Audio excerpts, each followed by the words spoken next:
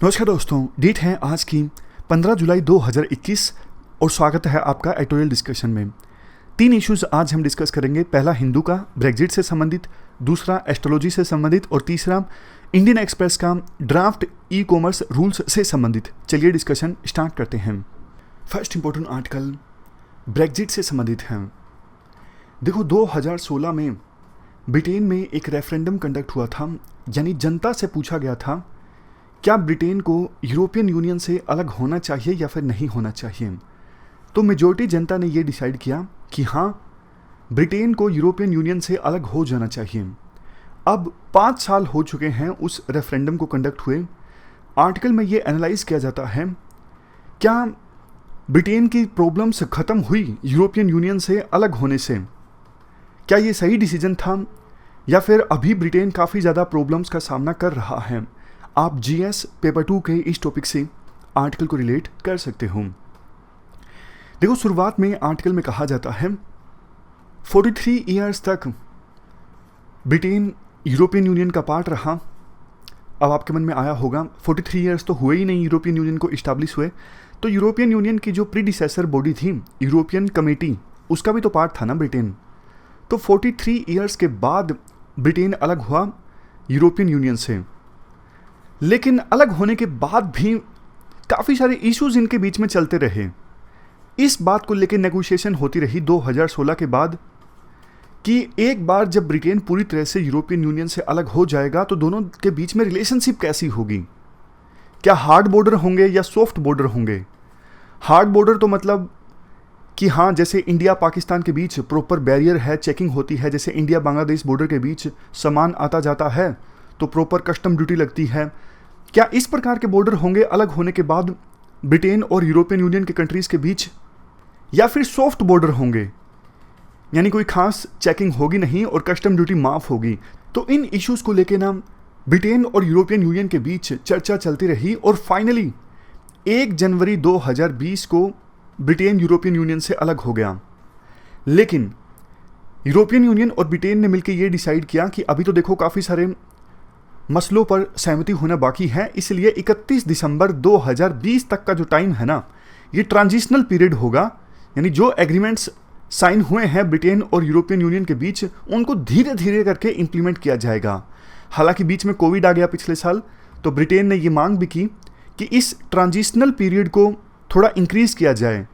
European union इसको लेके reluctant था, उनको लगता था कि भाई जल्दी से अलग हो जाओ ना, ताकि एक स्ट्रॉन्ग सिग्नल भी दिया जा सके यूरोपियन यूनियन के बाकी मेंबर कंट्रीज़ को कि देखो, यूरोपियन यूनियन से अलग होने से किसी का फ़ायदा नहीं होगा, ब्रिटेन ने गलती की है यूरोपियन यूनियन से अलग होकर। ऐसा सिग्नल यूरोपियन यूनियन बाकी अपने मेंबर कंट्रीज़ को देना चाहता था। बात करें ब्रिटेन की, देखो 2016 में रेफरेंडम कंडक्ट हुआ था यूरोपियन यूनियन से अलग होने के लिए। उसके बाद 3-4 साल तक तो नेगोशिएशन होती रही, जैसा हमने डिस्कस किया। लेकिन ब्रिटेन की राजनीति में उथल पुथल स्टार्ट हो गई। 2 बार जनरल इलेक्शंस कंडक्ट हुए, 2-3 प्रधानमंत्री भी चेंज हो गए, सिर्फ इसी इशू को लेके कि ब्रिटेन के यूरोपियन यूनियन से अलग होने के बाद दोनों के बीच में रिलेशंस कैसे होंगे। कुछ पॉलिटिशियंस, कुछ पॉलिटिकल पार्टीज ऐसी थी जो चाहती थी कि ज़्यादा रिलेशंस होने नहीं चाहिए, हार्ड बॉर्डर्स होने चाहिए, यूरोपियन यूनियन के कंट्री से कोई भी हमारे देश में आसानी से ना आ पाए, इस प्रकार की व्यवस्था होनी चाहिए। लेकिन कुछ पॉलिटिशियंस, कुछ पॉलिटिकल पार्टीज ऐसी भी थी जो सॉफ्ट बॉर्डर चाहती थी, जो चाहती थी बेशक ब्रिटेन यूरोपियन यूनियन से अलग हो गया, लेकिन रिश्ते अच्छे रहने चाहिए यूरोपियन यूनियन के साथ में। इन्हीं इश्यूज़ के कारण ब्रिटेन की राजनीति में काफ़ी ज़्यादा इंस्टेबिलिटी रही। इसके बाद राइटर ये एनालाइज करते हैं कि ब्रेग्जिट के बाद क्या ब्रिटेन एज ए कंट्री और ज़्यादा एकजुट हुआ या फिर और ज़्यादा डिवाइड हुआ। सबसे पहला पॉइंट राइटर के द्वारा जर्सी आइलैंड से संबंधित दिया जाता है। आप मैप में देखिए जर्सी आइलैंड कहाँ है। ये फ्रांस है, ऊपर इंग्लैंड, बीच में इंग्लिश चैनल, और ये है जर्सी आइलैंड, ये लाल रंग वाला नीचे। कौन से देश का पार्ट है ये जर्सी आइलैंड? ये देखो यूके का ऑटोनोमस रीजन है, मतलब गवर्नेंस तो ज़्यादातर अपने आप से चलती है, लेकिन जर्सी आइलैंड के जो इंटरनेशनल रिलेशंस हैं वो टैकल किए जाते हैं यूके के द्वारा। नज़दीक वैसे ये फ्रांस के हैं। देखो, पहले तो फ्रांस यूके दोनों ही यूरोपियन यूनियन का पार्ट हुआ करते थे, तो फ्रांस के जो मछुआरे हैं वो जर्सी आइलैंड के नज़दीक मछली पकड़ने जाते थे, कोई खास दिक्कत आती नहीं थी। लेकिन चूंकि अब यूके अलग हो चुका है यूरोपियन यूनियन से, तो जर्सी आइलैंड भी अलग से एक देश है, मतलब जो यूके का पार्ट है, ऑटोनोमस रीजन है यूके का। तो ये जो टेरिटोरियल वाटर है ये यूके का टेरिटोरियल वाटर है, यानी जर्सी का टेरिटोरियल वाटर है। अब यहाँ पे फ्रांस के मछुआरे अगर मछली पकड़ने के लिए जाएंगे तो परमिशन लेनी पड़ेगी ना। पहले आसानी से जा सकते थे, लेकिन अब अलग हो चुका है यूके यूरोपियन यूनियन से, तो फ्रांस के मछुआरे बिना परमिशन के जर्सी आइलैंड के टेरिटोरियल वाटर में यानी यूके के टेरिटोरियल वाटर में नहीं जा सकते। तो कुछ समय पहले विवाद पैदा हो गया था। फ्रांस ने आरोप लगाया कि अब जर्सी आइलैंड का जो प्रशासन है वो काफ़ी ज़्यादा रिलेक्टेंट है, वो आने नहीं देना चाहता हमारे देश के मछुआरों को यहाँ पे मछली पकड़ने के लिए। तो ये पहला इशू है। दूसरा इशू नॉर्दर्न आइलैंड से संबंधित है। इसको आप ध्यान से समझिएगा। देखो, ये यूके है और ये है ऊपर नॉर्दर्न आयरलैंड, नीचे है आयरलैंड। इसको किसी दूसरे पेन से हम मार्क कर देते हैं। ये है नीचे आयरलैंड। देखो, आयरलैंड जो नीचे वाला है ये अलग से कंट्री है, इंडिपेंडेंट है, और ऊपर वाला जो ये नॉर्दर्न आइलैंड है ना, ये यूके का पार्ट है। यूके के अंदर आता है नॉर्दर्न आइलैंड। काफ़ी समय तक पूरे आयरलैंड पर कब्जा रहा इंग्लैंड का। जैसे इंडिया को कॉलोनी बनाया गया था, उसी प्रकार से आप कह सकते हो आयरलैंड भी कॉलोनी था इंग्लैंड की। लेकिन देखो, ऑलमोस्ट 100 साल पहले आयरलैंड तो आज़ाद हो गया, और नॉर्दर्न आयरलैंड जहाँ पे प्रोटेस्टेंट्स की संख्या ज़्यादा है, इन्होंने इंग्लैंड के साथ रहना पसंद किया, यानी अभी ये यूके का पार्ट है। काफ़ी समय तक देखो नॉर्दर्न आयरलैंड में वायलेंस होता रहा। क्यों? जैसे मुस्लिम्स में शिया सुन्नी है, उसी प्रकार से आपको पता है क्रिश्चियनिटी में प्रोटेस्टेंट्स और कैथोलिक्स हैं। तो दो कम्युनिटीज़ के बीच में यहाँ पे काफ़ी वायलेंस हुआ। जो कैथोलिक्स हैं वो ये चाहते थे ये नॉर्दर्न आयरलैंड भी आयरलैंड के साथ यूनिफाई हो जाए और ये पूरा अलग से देश बन जाए, जबकि प्रोटेस्टेंट्स जिनकी संख्या ज़्यादा है ऊपर वाले पार्ट में, वो ब्रिटेन के साथ ही रहना चाहते हैं, क्योंकि ब्रिटेन में प्रोटेस्टेंट्स की संख्या ज़्यादा है। तो ये विवाद था, वायलेंस काफ़ी ज़्यादा बढ़ गया था, और वायलेंस को कंट्रोल करने के लिए ब्रिटेन ने आर्मी को भी डिप्लॉय किया था इस रीजन में। काफ़ी सारे ऐसे इंसर्जेंट ग्रुप्स भी थे जो नॉर्दर्न आयरलैंड को इंग्लैंड से आज़ाद करवाना चाहते थे। लेकिन देखो, 1998 में एक गुड फ्राइडे एग्रीमेंट साइन होता है, जिसके तहत पीस इस्टाब्लिश होती है नॉर्दर्न आयरलैंड और आयरलैंड के बीच में। बॉर्डर यहाँ पे सॉफ्ट हो जाते हैं, क्योंकि आयरलैंड भी यूरोपियन यूनियन का पार्ट था, नॉर्दर्न आयरलैंड जो कि यूके का पार्ट है ये भी यूरोपियन यूनियन का पार्ट था। तो यहाँ पे दोनों के बीच में, नॉर्दर्न आयरलैंड और आयरलैंड के बीच में बॉर्डर सॉफ्ट हो जाता है, सामान आसानी से आ जा सकता है बिना चेकिंग के। लेकिन अब चूंकि यूके अलग हो गया यूरोपियन यूनियन से, फिर से दिक्कत पैदा हो गई। और अलग भी ऐसा हुआ है, यह डिसाइड हुआ है कि हार्ड बॉर्डर होने चाहिए, यानी जो भी सामान ब्रिटेन से यूरोपियन यूनियन के मेंबर कंट्री में जाए या फिर यूरोपियन यूनियन के मेंबर कंट्री से ब्रिटेन में आए, तो बॉर्डर पे चेकिंग होनी चाहिए, प्रॉपर इंस्पेक्शन होनी चाहिए। बट वही दिक्कत, अगर बॉर्डर फिर से यहाँ पे कड़े हो गए, चेकिंग होना स्टार्ट हो गई नॉर्दर्न आयरलैंड और आयरलैंड के बीच में, तो डर ये है कि वायलेंस फिर से स्टार्ट हो जाएगा। और ये रीजन आपस में इतना ज़्यादा घुला मिला हुआ है, जैसे मतलब इंडिया नेपाल से भी ज़्यादा। इंडिया नेपाल का बॉर्डर काफ़ी ज़्यादा पोरस है ना, बेशक वहाँ पे चेक पॉइंट्स लगा रखे हैं, लेकिन उस बॉर्डर के नज़दीक जो लोग रहते हैं उन्हें पता है आपस में खेत हैं जो मिलते हैं, कोई भी आ जा सकता है आसानी से। उसी प्रकार का ये बॉर्डर है नॉर्दर्न आयरलैंड और आयरलैंड के बीच में। अगर यहाँ पे हार्ड चेकिंग होती तो वायलेंस का भी खतरा था और ये थोड़ा सा फिजिबल भी नहीं था। तो इसलिए ये डिसाइड हुआ यूरोपियन यूनियन और यूके के बीच में कि बॉर्डर यहाँ पे ना लगाया जाए, नॉर्दर्न आयरलैंड और आयरलैंड के बीच में बॉर्डर लगाया जाए यहाँ पे आयरिश सी में, यहाँ पे चेकिंग हो। यूके से जो सामान जाए नॉर्दर्न आयरलैंड में, उसकी चेकिंग बीच में समुद्र में हो, यहाँ पे बॉर्डर लगाया जाए। ये डिसाइड हुआ था। अब आपके मन में आया होगा तो क्या दिक्कत है, मतलब यहाँ बॉर्डर लगा दिया, यहाँ पे बॉर्डर लगाओ या फिर यहाँ लगाओ, क्या फ़र्क पड़ता है? फ़र्क पड़ता है। देखो, नॉर्दर्न आयरलैंड में वो लोग जो ब्रिटेन के साथ ही रहना चाहते हैं, उनकी ये शिकायत है कि देखो आपने बॉर्डर यहाँ लगा दिया तो कल को तो इसके नॉर्दर्न आयरलैंड में भी और आयरलैंड में वो ग्रुप और ज़्यादा एक्टिव हो जाएंगे जो ये मांग करते रहे हैं कि नॉर्दर्न आयरलैंड को यूनिफाई कर लिया जाए आयरलैंड के साथ में, क्योंकि बॉर्डर आपने यहाँ पे लगा दिया तो एक प्रकार से यूनिफिकेशन की जो मांग है वो और तेज होने लगेंगी। ये दिक्कत है, मतलब नॉर्दर्न आयरलैंड ब्रिटेन के हाथ से निकल सकता है। अब ये तो बड़ा इशू है, लेकिन इससे भी एक बड़ा इशू है। क्या? स्कॉटलैंड का इशू। स्कॉटलैंड का क्या इशू है? ये देखो, स्कॉटलैंड पार्ट है यूके का। कुछ समय पहले स्कॉटलैंड में भी ये रेफरेंडम कंडक्ट हुआ था, क्या स्कॉटलैंड को यूके से अलग हो जाना चाहिए या फिर नहीं होना चाहिए। तो स्कॉटलैंड की जनता ने मेजॉरिटी से ये डिसाइड किया था कि नहीं, हम यूके का पार्ट बने रहेंगे, लेकिन वो मेजॉरिटी काफ़ी ज़्यादा थिन थी। देखो, स्कॉटलैंड जो है ना, वो यूरोपियन यूनियन के ज़्यादा करीब अपने आप को महसूस करती है। जब ये रेफरेंडम कंडक्ट हुआ था ना कि यूके को यूरोपियन यूनियन से अलग होना चाहिए या फिर नहीं होना चाहिए, तो स्कॉटलैंड में 62% लोगों ने यह डिसाइड किया था कि नहीं, यूके को नहीं अलग होना चाहिए यूरोपियन यूनियन से।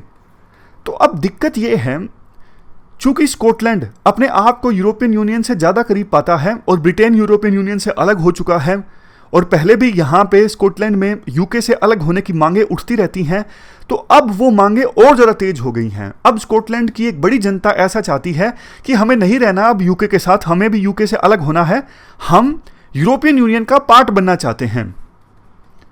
तो स्कॉटलैंड भी अलग हो सकता है यूके से, ये डर है। फिर से रेफरेंडम की मांग जो है वो खड़ी हो सकती है। तो ये सारे इश्यूज बताकर राइटर बोलना चाहते हैं कि ब्रेक्जिट से ब्रिटेन को कोई फायदा नहीं हुआ, बल्कि ब्रिटेन और ज़्यादा टूट रहा है। इस बात को साबित करने के लिए लास्ट में कुछ आंकड़े भी दिए जाते हैं, जैसे 2020 में ब्रिटेन की जो इकोनॉमी है वो 10% डिक्लाइन कर गई। 2021 के फर्स्ट क्वार्टर में ब्रिटेन का जो एक्सपोर्ट है यूरोपियन यूनियन में, जैसे फूड एंड ड्रिंक्स, ये 50% तक कम हो गया। इवन जो सर्विसेज का एक्सपोर्ट है वो भी कम हो गया। 500 ब्रिटिश कंपनीज अब रीलोकेट हो चुकी है यूरोप में, यानी पहले उनका ऑफिस ब्रिटेन में हुआ करता था, लेकिन ब्रेक्जिट के बाद उन्होंने अपना ऑफिस ब्रिटेन से शिफ्ट कर लिया है यूरोप में। तो कुल मिला के वो लोग जो ब्रेक्जिट की मांग करते थे, शायद उन्होंने इन सब चीज़ों को नहीं सोचा, इन सब चीज़ों के बारे में नहीं सोचा कि ब्रिटेन अगर यूरोपियन यूनियन से अलग होता है तो उन्हें कितना नुकसान उठाना पड़ेगा। एक आर्गुमेंट ये दिया जा रहा है हाल फिलहाल में ब्रेक्जिट के पक्ष में, मतलब हो तो चुका ही है ब्रेक्जिट, कि ये साबित करने के लिए ब्रेक्जिट ठीक था। ब्रिटेन में जो वैक्सीनेशन की गति है काफ़ी तेज है एज कंपेरिजन टू दूसरे यूरोपियन यूनियन के मेंबर कंट्रीज़। बस ब्रेक्जिट के समर्थक यही बोलते हैं कि देखो फ़ायदा हुआ, इतना जल्दी वैक्सीनेशन हो रहा है ब्रिटेन में, अगर ब्रिटेन यूरोपियन यूनियन का पार्ट होता तो शायद इतना जल्दी वैक्सीनेशन नहीं हो पाता ब्रिटेन में। तो ये हमने पूरा इशू डिस्कस किया ब्रेक्जिट से संबंधित। इसके बाद नेक्स्ट जो आर्टिकल है वो एस्ट्रोलॉजी से संबंधित है। राइटर साफ साफ ये बोलते हैं जो एस्ट्रोलॉजी है वो एक सूडो साइंस है। आप जीएस पेपर 2 के इस टॉपिक से आर्टिकल को रिलेट कर सकते हो। कंटेक्स्ट देखो ये है, इग्नू यानी Indira Gandhi national open university ने हाल ही में एक कोर्स स्टार्ट किया एस्ट्रोलॉजी में। Indira Gandhi national open university ये देश का प्रीमियर नेशनल इंस्टीट्यूट है। वो लोग जो रेगुलर एजुकेशन हासिल नहीं कर पाते, हायर एजुकेशन, उनको हायर एजुकेशन प्रोवाइड करने के लिए ये प्रीमियर इंस्टीट्यूट है। इन्होंने एस्ट्रोलॉजी का कोर्स स्टार्ट हुआ है। राइटर कहते हैं 2001 में जब वाजपेयी प्रधानमंत्री थे तब भी इसी प्रकार का कोर्स स्टार्ट हुआ था एस्ट्रोलॉजी में, लेकिन काफ़ी ज़्यादा विरोध हुआ था तो उस समय इस प्लान को रद्द कर दिया गया था। लेकिन अब सरकार फिर से इस प्लान को लेके आगे बढ़ रही है और इग्नू ने एस्ट्रोलॉजी में कोर्स लॉन्च कर दिया है। राइटर कहते हैं देखो इस कोर्स के सिलेबस में है क्या, अगर उसको हम एग्जामिन करें तो एग्जामिन करने भर से ही हमें पता लग जाता है कि कोर्स जो है वो कितना ज़्यादा अनसाइंटिफिक है। सिलेबस कहता है स्टडी ऑफ हॉरोस्कोप्स। हॉरोस्कोप का मतलब होता है जन्म कुंडली।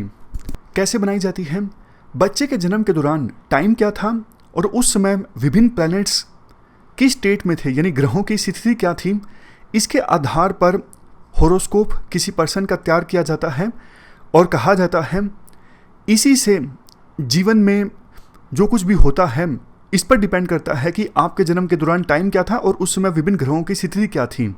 और इसी से यह भी तय होता है कि कोई स्पेसिफिक काम स्टार्ट करने के लिए शुभ टाइम क्या होना चाहिए, मुहूर्त कब का होना चाहिए।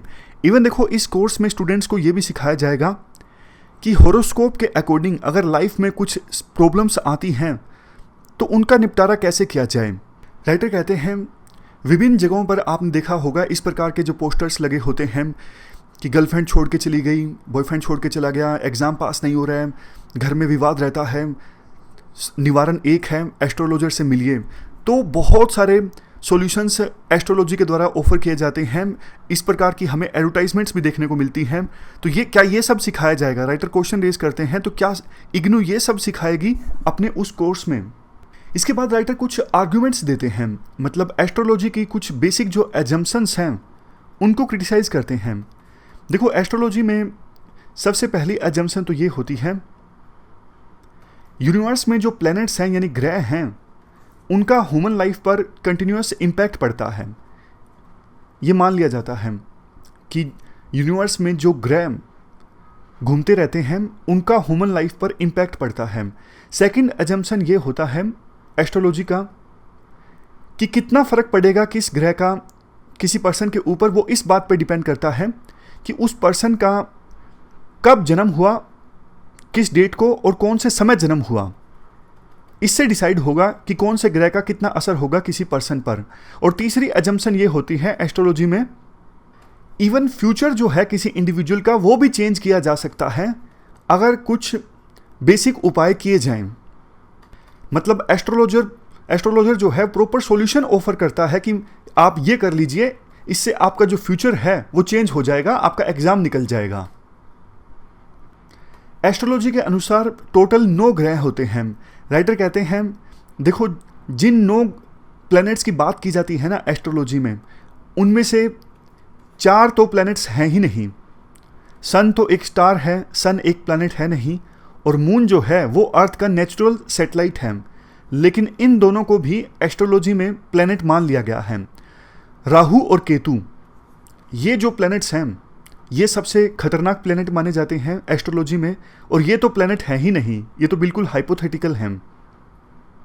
और देखो सिर्फ 8 प्लैनेट्स हैं सोलर सिस्टम में। सन एक स्टार है, हमारी जो गैलेक्सी है मिल्की वे, इसमें तो सन की तरह लाखों करोड़ों स्टार्स हैं। तो वहाँ भी प्लैनेट्स होंगे, तो क्या सिर्फ इन्हीं प्लैनेट्स का असर पड़ता है ह्यूमन लाइफ पर, बाकी प्लैनेट्स का असर नहीं पड़ता? मतलब जितना ज़्यादा आप सोचोगे उतना ही ज़्यादा आपको ये जो एस्ट्रोलॉजी है वो सूडो साइंस लगेगी। इवन कुछ और आर्ग्यूमेंट्स आप जान लीजिए। एस्ट्रोलॉजी में देखो सब कुछ इस बात पे डिपेंड करता है कि आपका जन्म कब, किस डेट को और किस समय हुआ। इससे डिसाइड होगा कि ग्रहों का आपकी लाइफ पर क्या असर होगा। लेकिन देखो मॉडर्न साइंस ये कहती है कि बच्चे का जन्म तो तभी हो जाता है जब माँ की कोख में स्पर्म और ओवम जो हैं वो आपस में मिलते हैं। बच्चा जब माँ के पेट से बाहर आता है तब बच्चे का एक्चुअल में जन्म नहीं होता, जन्म तो पहले ही हो गया होता है, माँ के पेट में बच्चा डेवलप हो रहा होता है। नेक्स्ट आर्ग्यूमेंट, हर एक सेकंड हजारों लाखों बच्चे जन्म लेते हैं और बहुतों का सब कुछ सेम भी होता है, लेकिन उनकी लाइफ अलग अलग होती है। तो कैसे एस्ट्रोलॉजी इस चीज़ को जस्टिफाई कर सकती है? नेक्स्ट आर्ग्यूमेंट, कल को देखो अगर बच्चे का जन्म मार्स पे हुआ है, चांद पे हुआ है, तो क्या ये सारे जो एस्ट्रोलॉजी के रूल्स हैं तब भी एप्लीकेबल होंगे या फिर नहीं होंगे? ये एक बड़ी बात है। उसके बाद नेक्स्ट आर्ग्यूमेंट, जहाँ एक तरफ देखो इलोन मस्क जो हैं टेस्ला के फाउंडर, वो अपने स्पेसएक्स मिशन के अंडर मार्स पे ह्यूमन बींग्स को ले जाना चाहते हैं। नासा जो है वो भी रोबोटिक रोवर्स सेंड कर रहा है मार्स पर, ताकि ज़्यादा से ज़्यादा इंफॉर्मेशन मार्स के बारे में बटोरी जा सके। दूसरी तरफ हम क्या कर रहे हैं? हम एस्ट्रोलॉजी पर ध्यान दे रहे हैं। क्या ऐसे हम साइंटिफिक टेम्पर डेवलप करेंगे जो कि फंडामेंटल ड्यूटी में कहा गया है? स्टीफन हॉकिंग तो ये भी कहते हैं अब वो समय आ गया है कि अर्थ की तरह कोई हैबिटेबल प्लैनेट या जैसे अर्थ पर लाइफ संभव है तो ऐसा ही कोई प्लैनेट ढूंढने की आवश्यकता है। बट हमारे देश में ये जो डेवलपमेंट्स हैं ये ठीक नहीं है, मतलब ये साइंटिफिक टेम्पर के अगेंस्ट हैं, ये सूडो साइंस है। राइटर कहते हैं हमें सूडो साइंस और एस्ट्रोफिजिक्स में फ़र्क महसूस करने की आवश्यकता है। जो एस्ट्रोलॉजी है ये तो ह्यूमन माइंड की वल्नरेबिलिटी को एक्सप्लोइट करता है। जैसे आपके साथ कोई इशू है तो आप ये सारी जो एडवर्टाइजमेंट्स देखते हो, मतलब आप नहीं, आपके अंदर तो साइंटिफिक टेम्पर होगा, और कोई जो पर्सन होता है जिसके लाइफ में कोई दिक्कत होती है उसको रिझाने की कोशिश की जाती है एस्ट्रोलॉजर्स के द्वारा कि हम आपकी लाइफ का में जो इशू है उसका समाधान कर देंगे, हमें इतनी फीस दे दीजिए। जबकि जो एस्ट्रोफिजिक्स है वो तो देखो कोर साइंटिफिक प्रिंसिपल्स पर डिपेंड करती है, precise observation, hypothesis, experimentation, pure science है एस्ट्रोफिजिक्स। तो आप इसको एस्ट्रोलॉजी से कंफ्यूज मत कीजिए। तो ये पूरा आर्टिकल हमने डिस्कस किया, चलते हैं आगे। इसके बाद next article e commerce rules से संबंधित है। आप जीएस पेपर 2 के इस टॉपिक से आर्टिकल को रिलेट कर सकते हो। कुछ दिनों पहले सरकार ने नए draft e commerce rules release किए थे, यानी अभी सिर्फ ड्राफ्ट रिलीज़ किया था।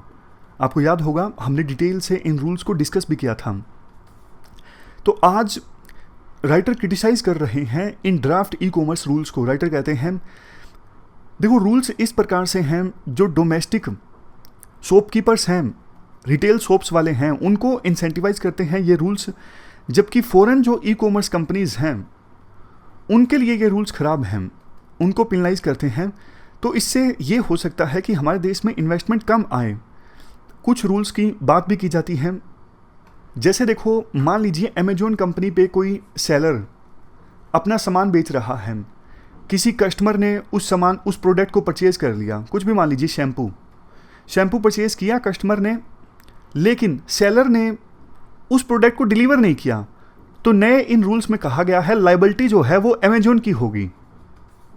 राइटर कहते हैं ये तो बहुत गलत है। क्यों? क्योंकि दो तरह के मॉडल होते हैं, एक मार्केट प्लेस मॉडल होता है, एक इन्वेंट्री बेस्ड मॉडल होता है। इन्वेंट्री बेस्ड मॉडल में क्या होता है, ये जो प्लेटफॉर्म्स हैं वो अपनी इन्वेंट्री मेंटेन करके रखते हैं, जबकि मार्केट प्लेस मॉडल में ये होता है ये प्लेटफॉर्म सिर्फ प्लेटफॉर्म प्रोवाइड कर रहे हैं कि सेलर यहाँ पे अपने प्रोडक्ट को रजिस्टर कर सकें और कस्टमर्स को डिलीवर कर सकें। तो जब देखो ये अमेजोन, फ्लिपकार्ट, ये सिर्फ मार्केट प्लेस प्लेटफॉर्म है, यहाँ ये सिर्फ अपना एक प्लेटफॉर्म प्रोवाइड कर रहे हैं, वेबसाइट प्रोवाइड कर रहे हैं जहाँ पे कस्टमर्स और सेलर्स आपस में मिलते हैं, इनका इन्वेंट्री पर होल्ड नहीं है। तो कल को फिर दुकानदार अगर सेलर अगर अपना सामान कस्टमर को नहीं भी देता है तो फिर इसमें प्लेटफॉर्म की क्या गलती है ना? या तो प्लेटफॉर्म इन्वेंट्री मेंटेन करता हो तब तो प्लेटफॉर्म की गलती है। एक तरफ आप इनको इन्वेंट्री नहीं मेंटेन करने देते, दूसरी तरफ अगर कोई सेलर प्रोडक्ट नहीं भेजेगा कस्टमर को तो भी आपकी लायबिलिटी। ये तो बहुत ज़्यादा गलत है। इसके बाद नेक्स्ट एक रूल ये है कि कस्टमर इसके आधार पर कि प्रोडक्ट कहाँ से ओरिजिनेट हुआ है, प्रोडक्ट्स को सर्च कर सके, ऐसा प्रोविज़न इन प्लेटफॉर्म्स को करना होगा। राइटर कहते हैं देखो कस्टमर जो है वो उन प्रोडक्ट्स को परचेज करना चाहेगा जो उसके लिए बढ़िया हैं, जो उसके लिए सस्ते हैं। इन रूल्स के थ्रू सरकार जो है वो मेक इन इंडिया प्रोग्राम को प्रमोट कर रही है, तो इससे कस्टमर्स का भला नहीं होगा। मेन ई कॉमर्स रूल्स का मकसद ये होना चाहिए कस्टमर्स का ज़्यादा से ज़्यादा भला करे। अगर देखो जो होममेड प्रोडक्ट्स हैं अगर वो उनकी क्वालिटी अच्छी है तो इनको खोजने की आवश्यकता ही नहीं, वो सर्च में अपने आप ऊपर आएंगे। अगर उनकी क्वालिटी बेस्ट है तो रेटिंग्स में भी वो ऊपर आएंगे। तो पिछले दरवाजे से सरकार मेक इन इंडिया जो कैंपेन है वो पुश करना चाहती है, ये गलत है। कंज्यूमर्स के जो इंटरेस्ट हैं उन पे फोकस होना चाहिए, ना कि डोमेस्टिक मैन्युफैक्चरर्स पर। इसके बाद एक रूल ये है कि कंज्यूमर का जो डेटा है वो ये कंपनीज, ई कॉमर्स फर्म्स किसी के साथ शेयर नहीं करेंगी एक्सेप्ट कंज्यूमर खुद। राइटर कहते हैं देखो डेटा को प्रोटेक्ट करने से संबंधित एक अलग से बिल है जो अभी तक नहीं आ सका है। तो क्या ये कंज्यूमर प्रोटेक्शन एक्ट जिसके तहत ये रूल्स रिलीज किए गए हैं, क्या इस एक्ट के तहत अब डेटा प्रोक्योर होगा? नहीं ना, वो तो अलग से इसका डेटा प्रोटेक्शन बिल आएगा, पर्सनल डेटा प्रोटेक्शन बिल। अगर इसी के थ्रू करना है फिर तो ये जो कंज्यूमर प्रोटेक्शन वाली अथॉरिटी है ये हावी हो जाएगी डेटा प्रोटेक्शन अथॉरिटी के ऊपर। इसके बाद नेक्स्ट पॉइंट ये है, ये बोला गया है रूल्स में, ये जो ई कॉमर्स फर्म्स हैं ये अपनी डोमिनेंट पोजीशन को गलत इस्तेमाल नहीं करेंगे। और डोमिनेंट पोजीशन की जो डेफिनेशन है वो वही है जो कंपटीशन एक्ट 2002 में है। तो राइटर यहाँ पे कहते हैं क्या कंज्यूमर प्रोटेक्शन अथॉरिटी जो है ये कंपटीशन कमीशन ऑफ इंडिया की ज्यूरिडिक्शन में जा रही है, क्योंकि डोमिनेंट पोजीशन कोई कंपनी अपनी ना गलत इस्तेमाल करे, ये देखना काम कंपटीशन कमीशन ऑफ इंडिया का है, ना कि कंज्यूमर प्रोटेक्शन अथॉरिटी का। कुल मिला के लास्ट में राइटर ये बोलना चाहते हैं, देखो सरकार जब रूल्स लेके आए ना, तो सरकार को सभी स्टेक होल्डर्स को देखना चाहिए कि कंज्यूमर पर क्या असर होगा, देश में इन्वेस्टमेंट पर क्या असर होगा, तब जाके सरकार को कोई रूल लाना चाहिए। तो ये जो सरकार रूल लेके आई, ये जल्दबाजी में आई, वेरियस इंस्टीट्यूशंस के बीच टकराव होगा इन रूल्स की वजह से, और इन्वेस्टमेंट में भी कमी आ सकती है। तो ये हमने पूरा इशू डिस्कस किया। हमारी आज की इस डिस्कशन में इतना ही है। Thank you very much for discussion.